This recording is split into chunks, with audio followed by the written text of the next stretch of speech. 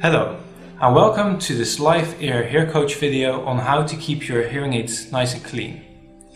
Keeping your hearing aids clean is important because everybody produces earwax, and that earwax will clog up your microphones and your tubes and your tips. Another good reason to keep it clean is not just the clogging up and the sound, but it will also make sure that your hearing aids will work well for years and years to come. So what I would recommend is that every day after you've worn your hearing aid is you grab the brush part of the cleaning tool, which is in the accessories of your box, and we start by brushing off the tip. And we brush off the bottom bit, we brush off the top bit, and we also brush along the sides to make it nice and clean.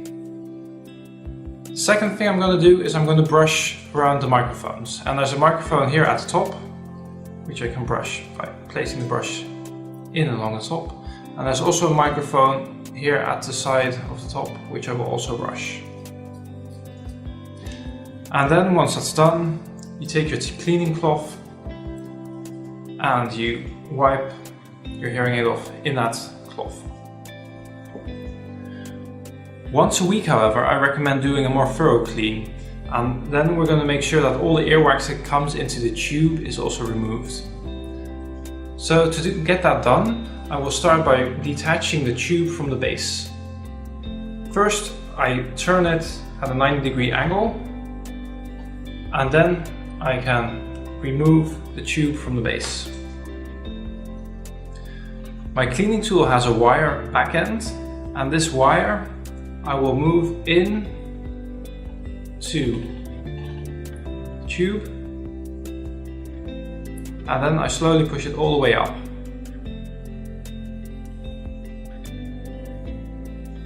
There we go, all the way up, all the way up. And now it's coming out on the other end, and I can clean that with my cloth. And I may want to repeat the in and out movement a few times to really get all that earwax out. And then the step is to place it back on.